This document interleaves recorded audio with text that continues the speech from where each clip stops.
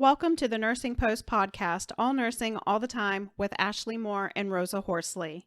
January is Human Trafficking Awareness Month, and in this episode, we discuss how and why it happens, along with help and how to get out. Our goal is always to inform and to start conversation. That being said, the subject matter is extremely important, but very sensitive and may be difficult for some people to hear. Human trafficking is a crime that forcibly exploits women, men, and children. What human trafficking does is take a person and places them into a position or situation where they can be oppressed. And this type of exploitation or oppression can include forced labor, marriage, prostitution, and organ removal, among many other things. Human trafficking is also known as trafficking of people and or modern slavery. If you know someone who is a victim of human trafficking, please call 1-888-373-7888. You can also text Be Free, that is 233-733, or call 911. You know us and our love for numbers, and we're going to give you a couple of statistics.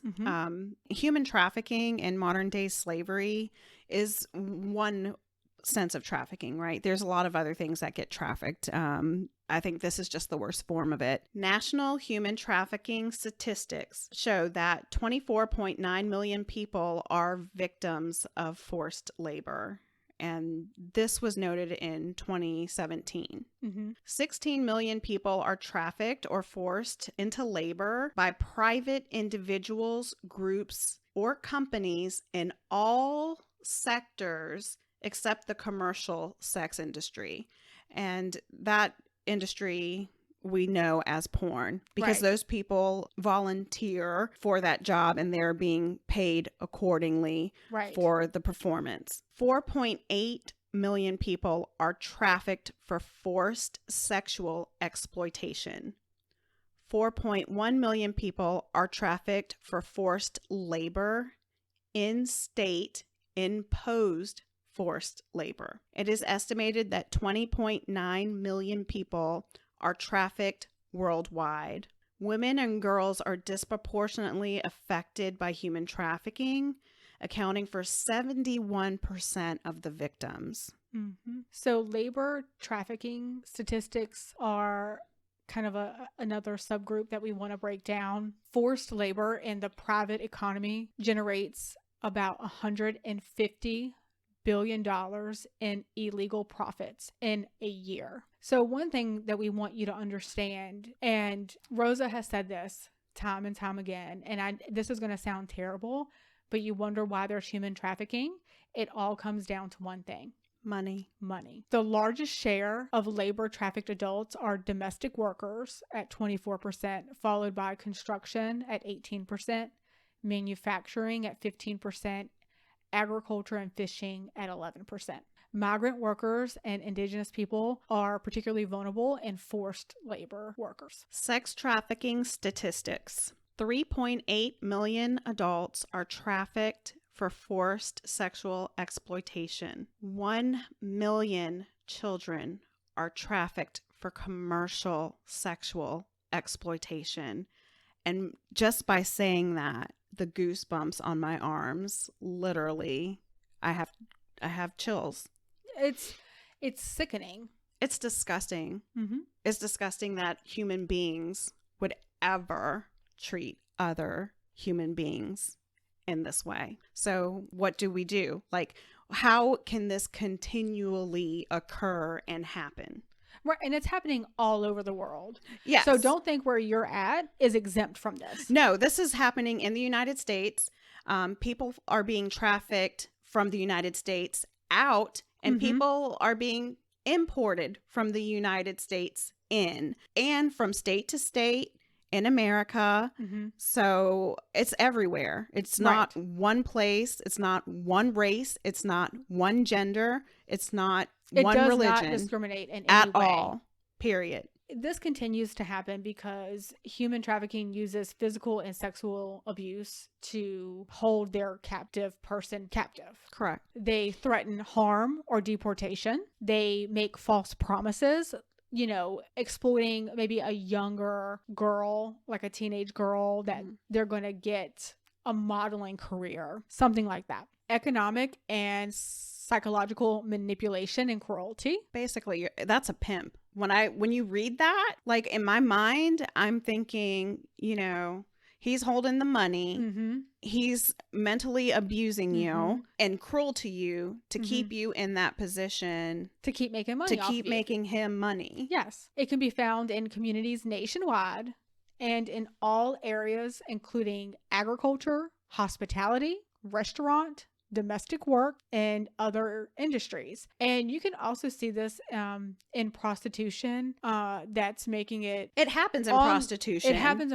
but being online makes it easier to happen. Mm-hmm. It can, of course, happen just walking down the street, or businesses fronting for prostitution. I mean, the first one that comes to mind for me is a massage parlor. I know it's very stereotypical, but that's how it was first broken, I want to say, news-wise, right? Overseas, forced labor can be used to produce consumer goods that are in our homes and workplaces. So when we're buying stuff from overseas that uses children labor, you're supporting this. Absolutely. And I know that's a hard pill to swallow, but that's what you're doing because you're buying their goods. The victims are men, women, and children of all ages, and can include, like we have already said, anybody in the U.S. or in foreign nations. And in 2019, the Homeland Security Investigations and ICE initiated over 1,000 investigations with connection to human trafficking and recorded over 2,000 arrests, over 1,100 indictments, and hundreds of convictions, and hundreds of victims were identified and assisted. But that's not good enough. It's not. So that sounds great right there. Well, let's go back to the beginning. That's exactly. See, you read our my ESP. mind. So if we go back to the beginning and we talk about the amount of people that are forced into trafficking, 24.9 million people are victims, right?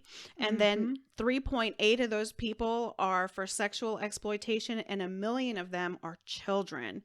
So when you take that into consideration and then you break down the numbers that we just you just went over, that's not enough. Are you kidding me? It's not a drop in the bucket.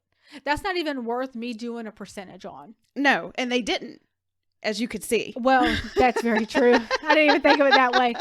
But I mean, of course, to this 428 victims who were identified and assisted, this probably means the world to them. Absolutely. However, there are millions of other people that need help. So we're going to talk about prevention, because the more you know, the better you do. Yes. Or should do. And healthcare. Period. You should do. We all know about prevention is the best medicine. Yes. So with that being said, with human trafficking, like I said, knowledge is power. So we want to go over some things that you can do to help prevent human trafficking. It's a crime that is hidden in plain sight. And we're going to list some warning signs that you may notice from somebody that is being trafficked. You may notice that their appearance is that of malnourished. They may be showing signs of physical injuries and abuse. They may avoid eye contact, social interaction, and authority figures such as law enforcement. Seeming to adhere to scripted or rehearsed responses in social interactions. They lack official identification documents. They appear destitute and lacking personal possessions. They work excessively long hours, living at the place of employment. They're checking into hotels, motels with older individuals, and referring to those individuals as their significant others or their parents, which is often street slang for pimp. And yes, when we think of these things, we Yep. tend to think of these things as men, Mm-hmm. but men aren't the only ones that are human No. trafficking. So that is one of the reasons why I really didn't give any pronouns here, because mothers can traffic, fathers can traffic, boyfriends can traffic, girlfriends can traffic. So you have to be open-minded that you're not looking for a stereotype. And this happens in any socioeconomic background. Absolutely. From the poorest of the poor to the richest of the rich. So it doesn't exclude or discriminate. I mean, you might call it something different to make yourself feel better about what you're doing. Absolutely. It's still the same thing. It's still the same thing. Absolutely. So some of the other signs and symptoms are poor physical or dental health, tattoos or branding, and it can be literally anywhere on the body, untreated sexually transmitted diseases, small children serving in a family restaurant, security measures that appear to keep people inside an establishment, such as barbed wire inside of a fence, bars covering the inside of windows so that people can't get out. Yeah. So what we're saying is the only place that should really look like that is a prison. Period. And not allowing people to go into public alone or speak for themselves.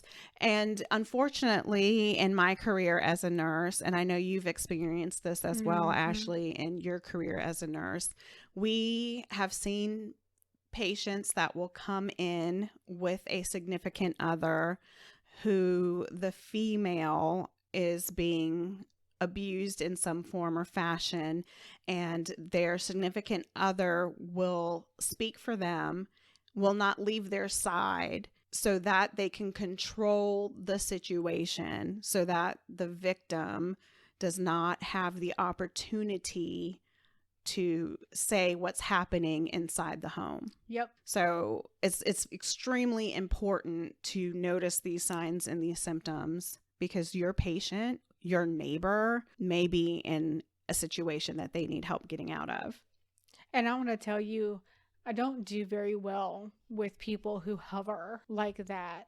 So those are things that those should be like little signals and signs that come up.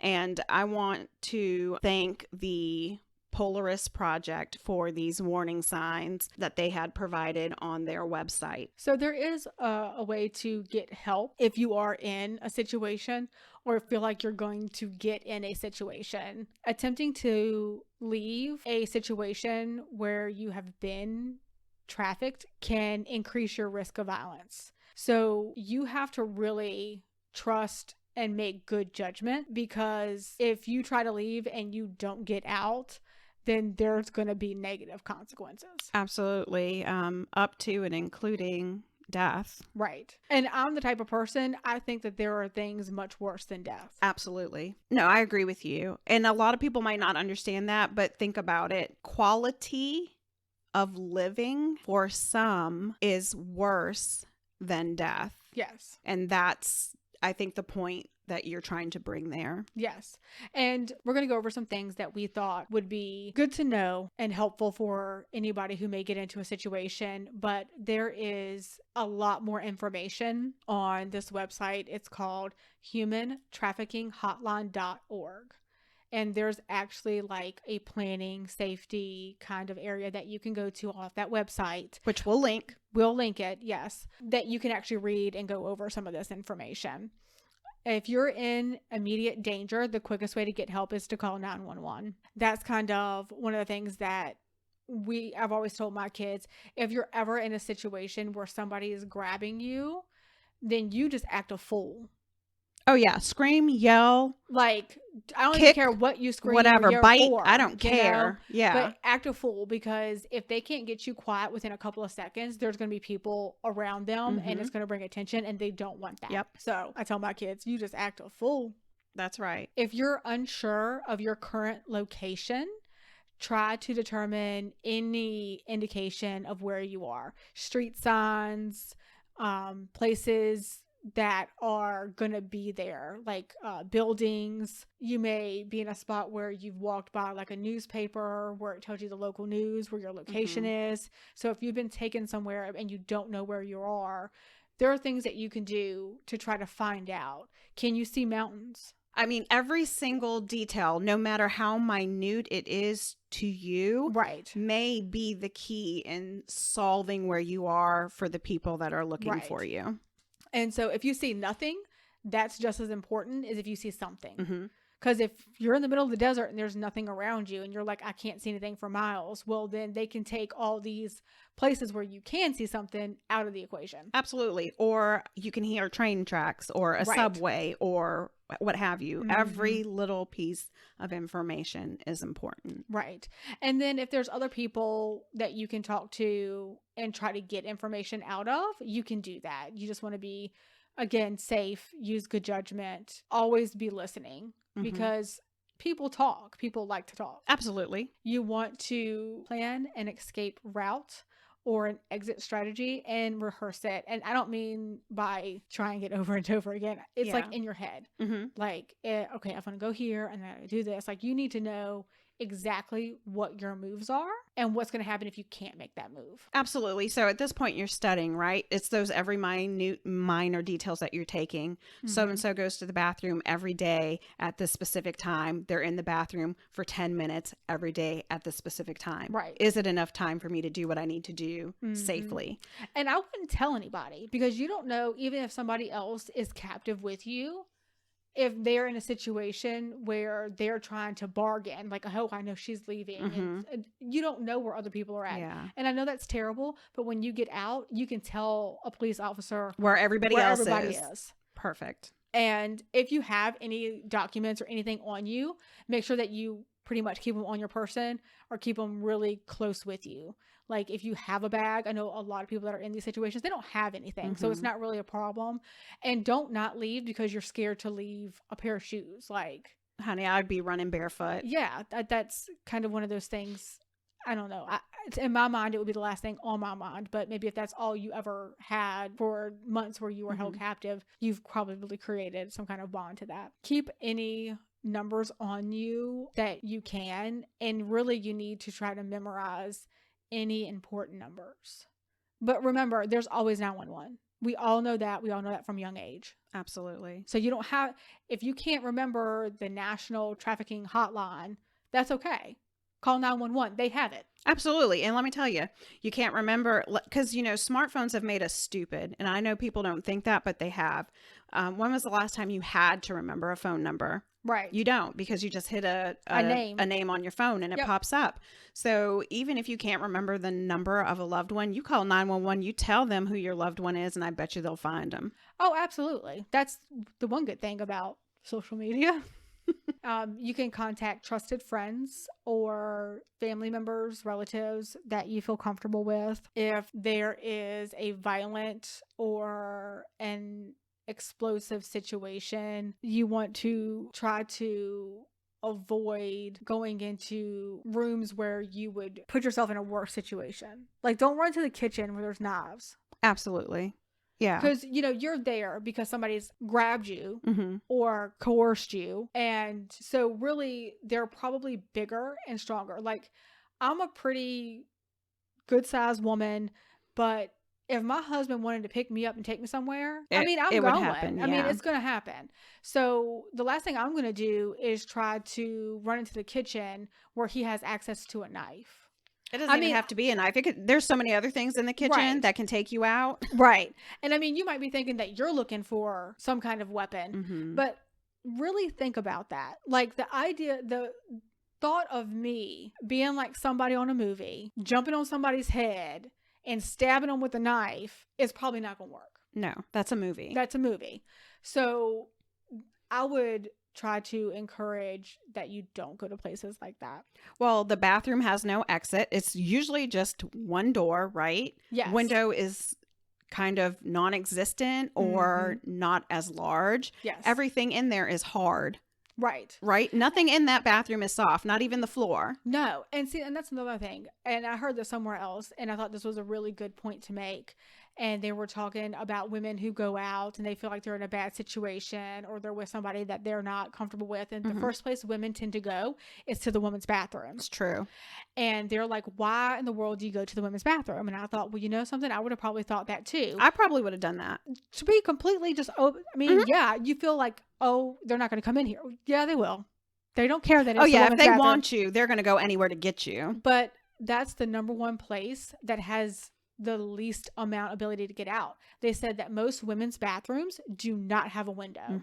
No window. So I started thinking, okay, is that true? So I'm going like through my head, like times I went to Walmart, Target, all these stores, restaurants.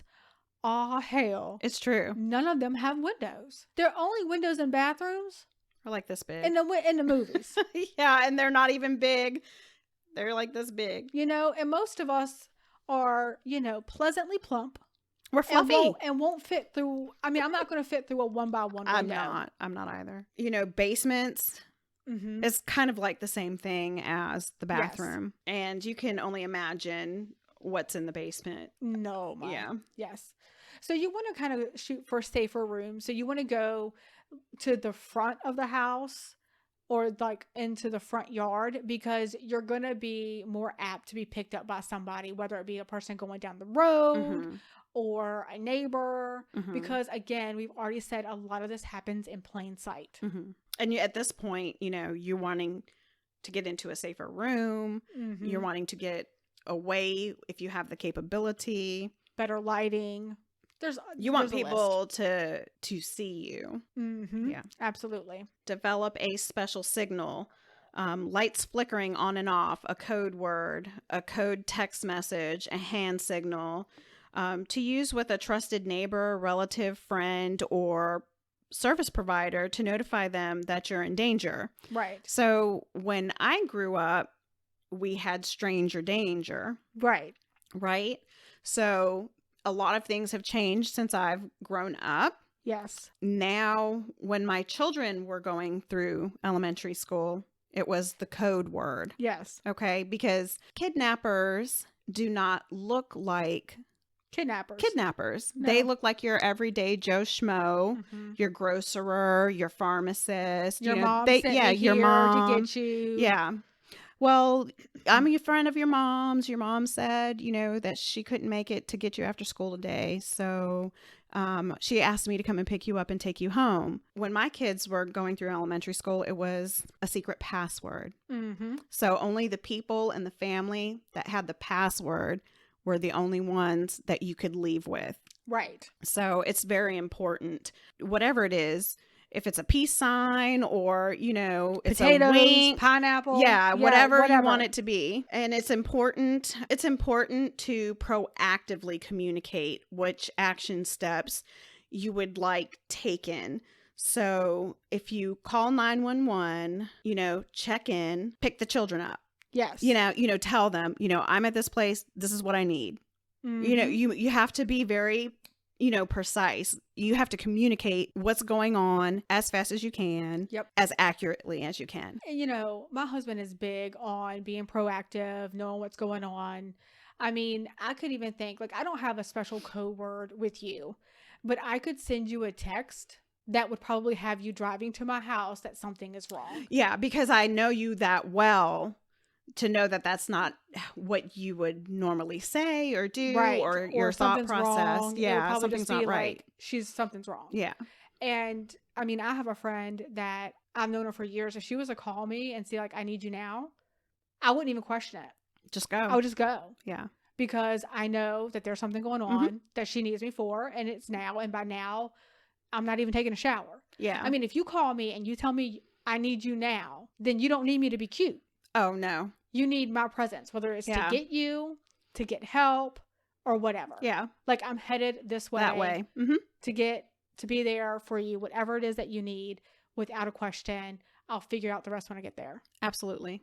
And that's what I want from my friends. So I'm lucky enough to have friends that give that to me because that's what I give. I'm going to show up, and it may be in my pajamas, but trust and believe I'm going to show up. With my hair in a messy bun. That's right. Right. And maybe some flip-flops, but I'm there. Yeah. I'm there. With January being Human Trafficking Awareness Month, We really wanted to have this conversation because it's really become it has become its own industry.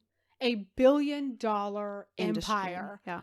of kidnapping, using people to, For gains and profits. Money, period. yes. You know how I feel about that. Yes. It's something that we really wanted to take time to let everybody know that this is not something that just happened a long time ago. It's not something that just happens, with people that are into drugs. Mm-mm.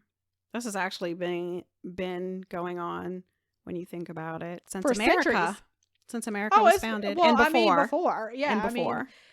People think of, when you think of human trafficking, what you need to think of is slavery. Modern day. That's because at this point, it's not necessarily about the color of your skin. It's about the product you can produce. Exactly. So that's what you should keep in mind when you're thinking about human trafficking. Mm-hmm. And it needs to be brought to the forefront, even though January is the month for this awareness. It should be made aware every single day. We should at least have it in the back of our mind every single day. For them, it's a daily struggle to live and survive. And these victims are mothers, fathers, sisters, brothers, and somebody's child. Yes. So if you see something, say something. That means to report it to your local police department or 911. Because if you're not and you're silent, you're compliant. You're complacent. Yes. And you're assisting. Oh, absolutely. I agree without 100%.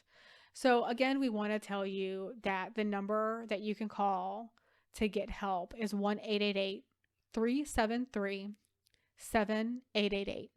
You can also text to that Be Free, which is 233-733.